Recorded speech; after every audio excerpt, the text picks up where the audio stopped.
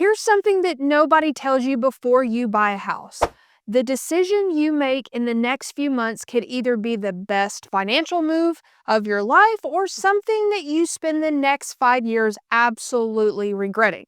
According to this recent CNBC survey, 73% of homebuyers say they regret their purchase. And first-time buyers are even more likely to feel that way. Today, I'm going to break down exactly why people feel that way so you don't end up in that statistic. Just to put that in perspective, that's nearly 7 out of 10 people who spent hundreds of thousands of dollars on what they thought was going to be a long-term home or maybe even their dream home. And they ended up feeling stuck and stressed and wishing they had done things much differently. And here's the part that nobody talks about. Most of them didn't buy a bad home, they just didn't make the right decision and they made it long before they ever got the keys. So today, I'm going to break down exactly why some buyers end up with such huge regrets and more importantly, how you can make sure you're not one of them. Let's get into it. I feel like the buyers who end up with the most regret, they weren't making informed decisions, they were making emotional ones, and there is a big difference. Here's the thing that most people don't understand about buyer's regret. It doesn't start the day you move in. It starts the day you make decisions based on emotion instead of logic. Maybe you stretched your budget because you fell in love with the house. Maybe you skipped the home inspection because you were scared of losing the home to another buyer. Maybe you bought because your friends were buying and you felt like you were falling behind. Maybe you used the listing agent instead of having your own representation, not realizing that that agent is legally working for the seller, not you. These are the decisions that create regret, not the home itself. So let's talk about the 5 biggest regrets that buyers have so you can learn them before you ever make an offer. Regret number 1. Maintenance costs were way higher than expected. And not because they didn't expect any maintenance costs, it's because they completely underestimated how much time and money it actually takes to keep a home running. And here's the truth about homeownership that nobody prepares you for. Your home is constantly working against you. Things break, things wear out, things deteriorate. And this is something a lot of people don't realize. The moment you stop putting money into a home, it starts losing value. Maintenance isn't just about fixing things when they break, it's about preventing them from breaking in the first place. Think about it this way. Would you rather spend a few $100s now fixing some shingles or ignore it and deal with a damaged ceiling, mold, and structural issues later when water gets into your roof? The mortgage buys the house. The maintenance budget keeps it alive. A good rule of thumb is to set aside at least 1% of your home's value every single year for maintenance and repairs. On a $500,000 home, that's $5,000 a year, or about $100 a week. On a $700,000 home, that's about $7,000 a year. Maintenance is very manageable if you plan for it. But if you're stretching just to make the mortgage payment and you have nothing left over for maintenance, you can't actually afford the house yet because the mortgage is just the beginning. Regret number 2, hidden costs nobody warned you about. Almost 1 in 4 homeowners say this is what blindsided them the most. Most buyers anchor on 2 things, the purchase price and the monthly mortgage payment. But the real cost of owning a home lives in the fine print. First, your closing cost. Most buyers don't realize that on top of their down payment, they're going to need a pretty big chunk of money, cash, to bring to the closing table for things like lender's fees, title insurance, attorney's fees, prepaid taxes, property insurance. Closing costs typically run anywhere from 2 to 3% of the purchase price. So on a $500,000 home, that's an extra $10,000 to $15,000 in cash on top of a down payment that you are going to have to account for. Second is the private mortgage insurance, or also called PMI. If you're putting less than 20% down, your lender is going to require what's called PMI. It's an additional monthly cost added to your mortgage payment that protects the lender, not you. And you're the one paying for it. Third, property taxes.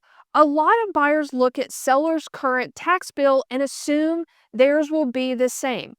But when a home sells, it often gets reassessed by the county or the city at that purchase price, which can mean significantly higher property taxes than what the previous owner was paying. Also, always check with your agent about what your taxes will look like after the purchase. A lot of times I see current sellers have certain tax exemptions. Maybe it's a military.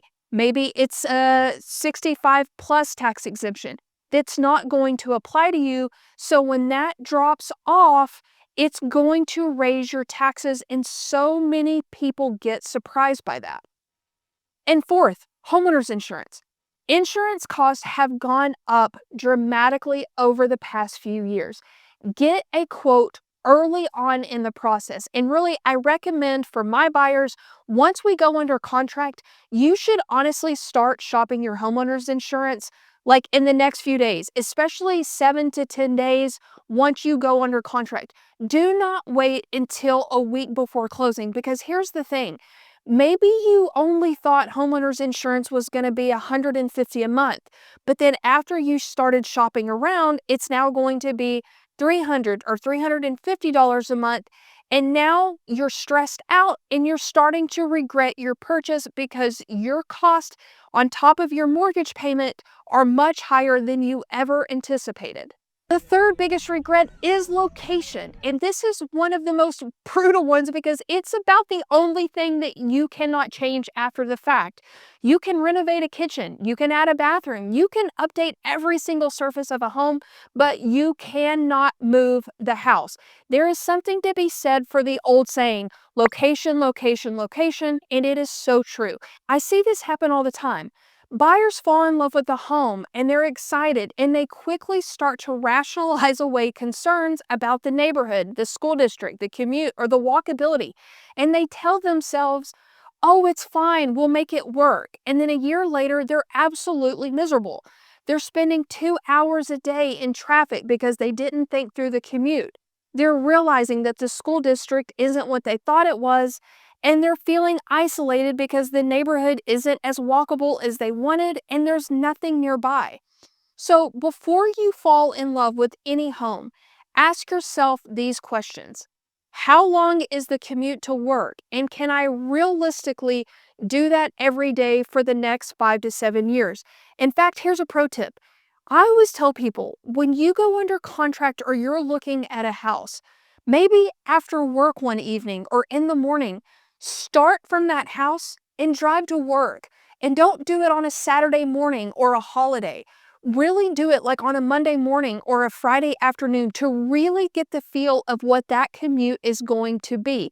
Especially here in Atlanta, it's a big thing that you have to consider. Because here's the truth. You can love a house and you can hate where it is, and that combination will make you miserable. Location always has to come first. In fact, if it comes down between an updated home and a location that you don't love as much, or maybe a home that needs a little bit more updating, that's livable, but you can update over time, that's in a better location, trust me on this, pick the one that's in the better location. The fourth regret is one of the most common ones, buying too much house. Just because a bank says that you can qualify for a $700,000 mortgage doesn't mean you should go buy a $700,000 house.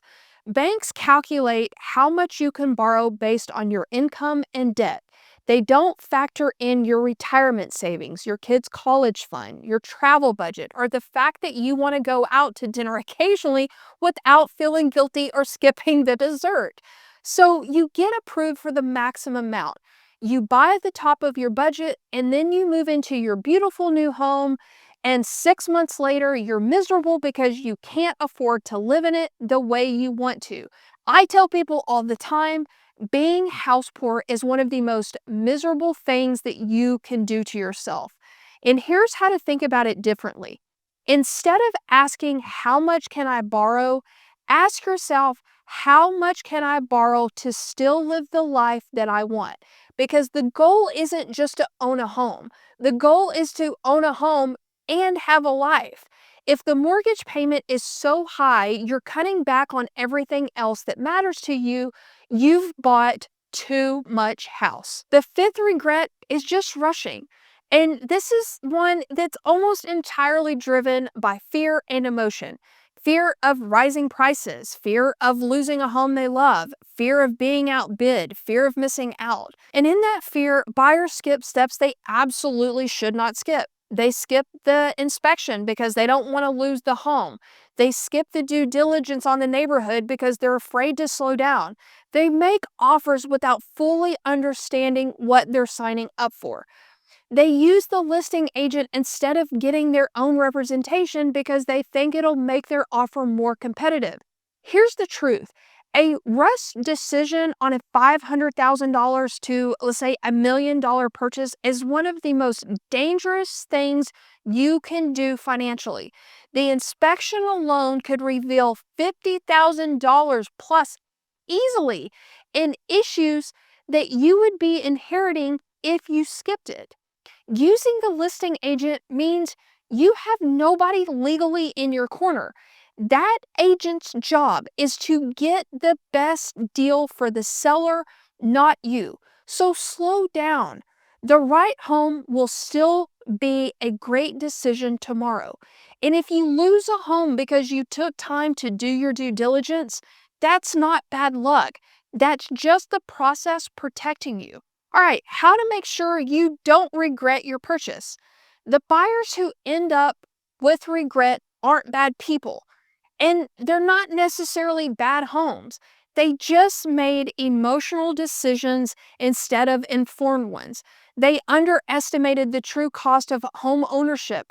They ignored location concerns because they fell in love with the house. They bought too much house because the bank said they could.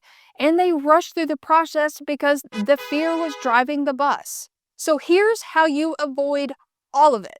First, budget for the full cost of home ownership, not just the mortgage. Factor in maintenance, property taxes, insurance, HOA fees if you have them, and closing costs before you ever make an offer.